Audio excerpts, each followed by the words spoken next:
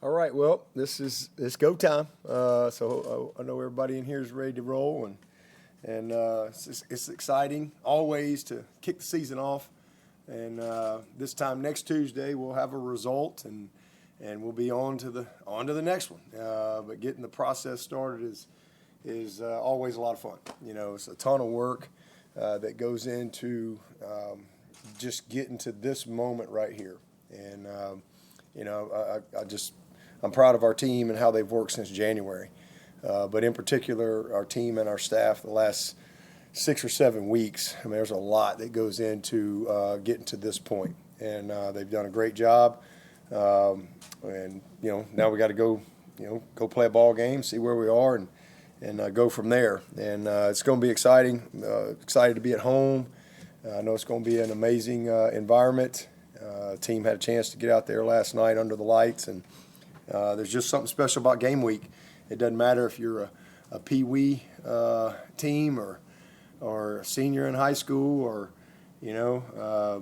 Aaron Rodgers that's 50. When you wake up and it's game week, it's like it's game week.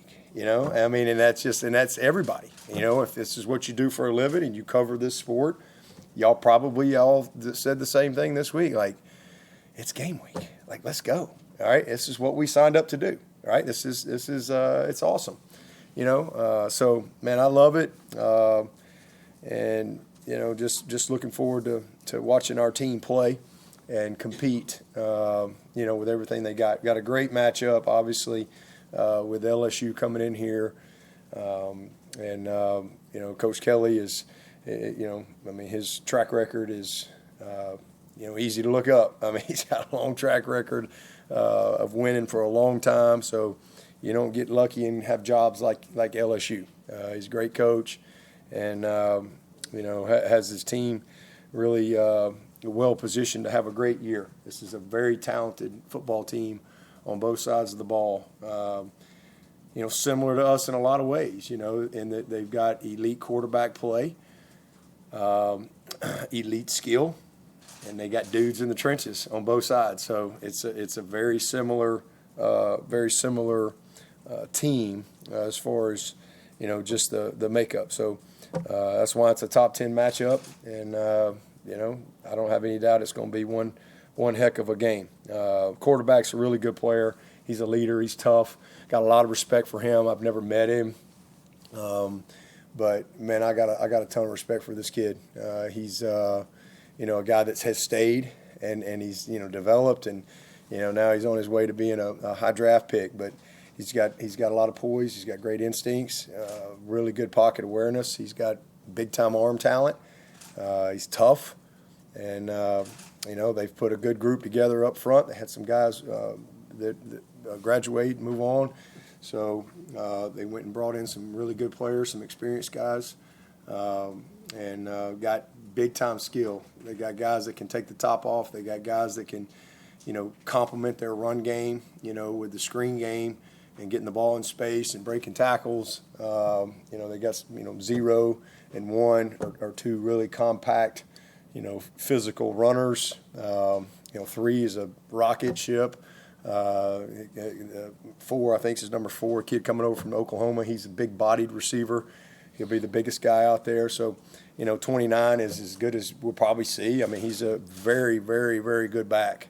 He is strong. He's powerful. He breaks tackles. He's has the speed to take it the distance.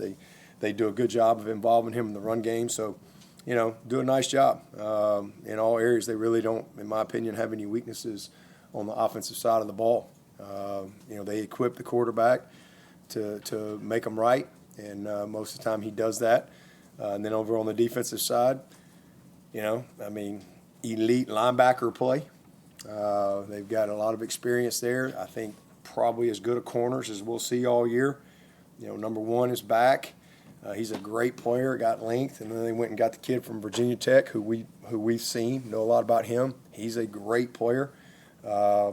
Safeties are really good players, and then they're stout up front. The guys that are back from last year, good players, and they went and added, a few guys. So, got the kid from Florida State who we've played against. They got the kid from Florida, who's a really good physical player as well, coming off the edge.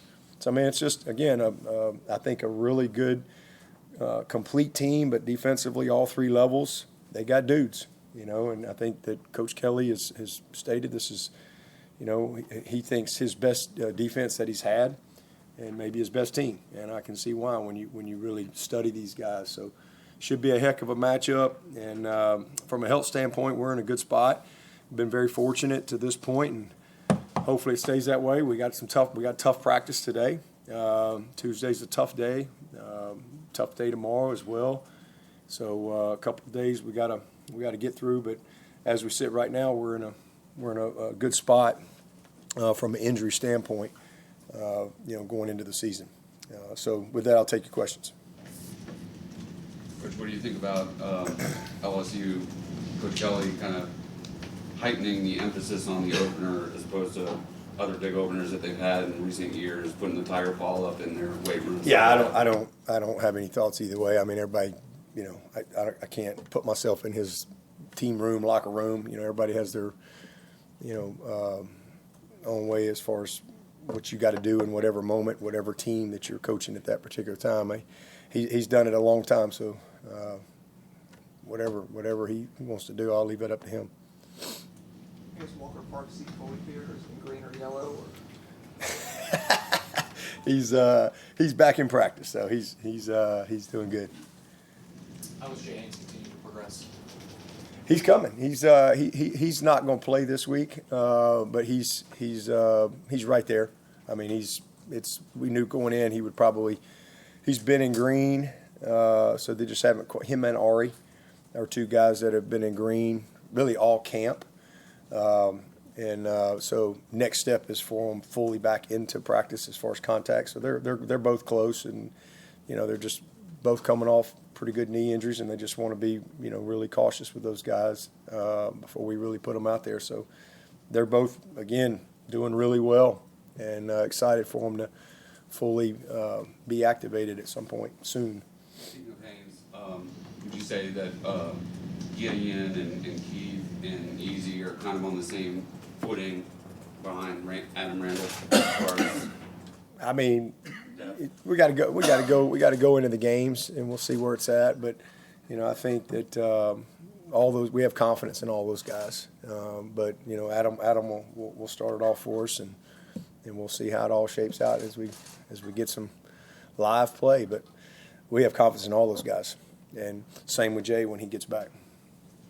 Elijah missed spring practice. Elijah Thurman, what did you see out of him, I guess, over the last month, and how comfortable are you with his versatility and being able to possibly go in there at right guard in a big moment? Man, I mean, we saw it last year. I mean, he had to go in. What was the first series of the Virginia Tech game, I think?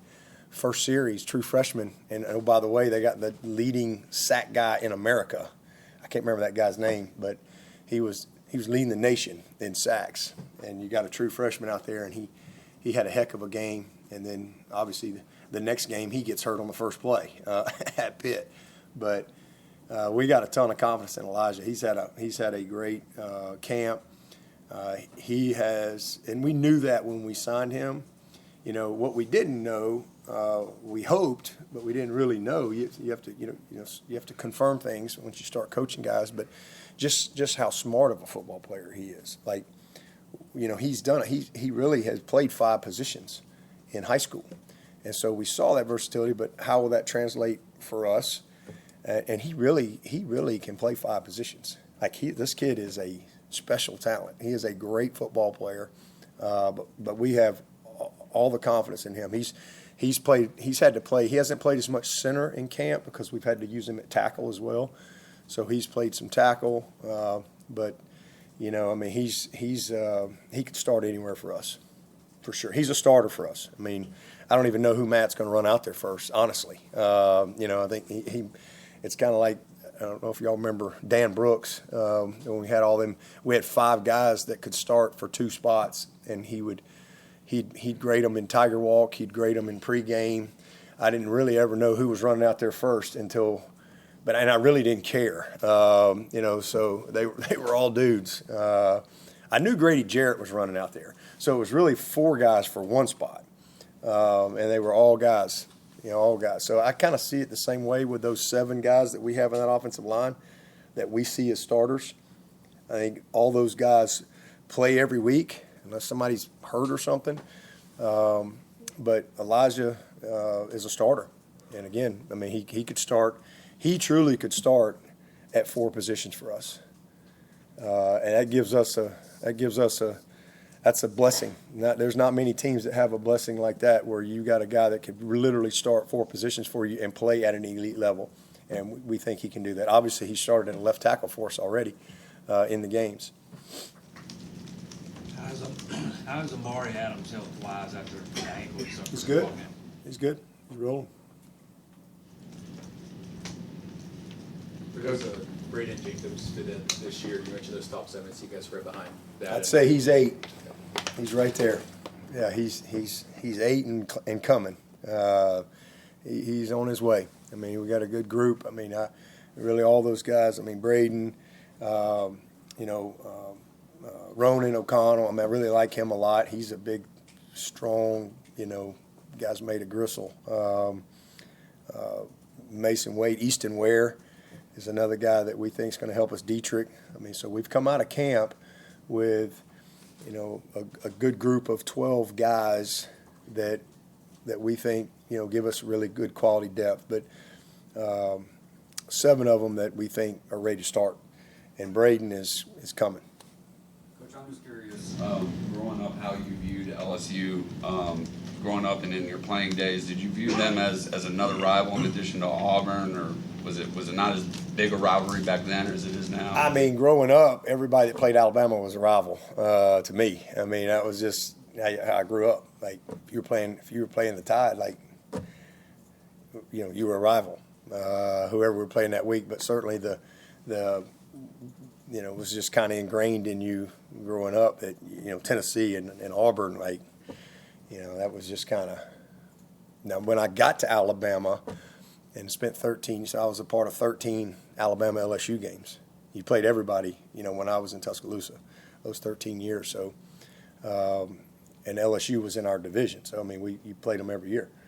And, in fact, I don't remember, some mid-'90s or something, but we had to go there twice. I think it was one of the times they expanded the conference. So we ended up having to go to Baton Rouge twice. So, I got a ton of respect for the program. I've competed against them as a player and as a coach. So that's really about it. Excited to go down.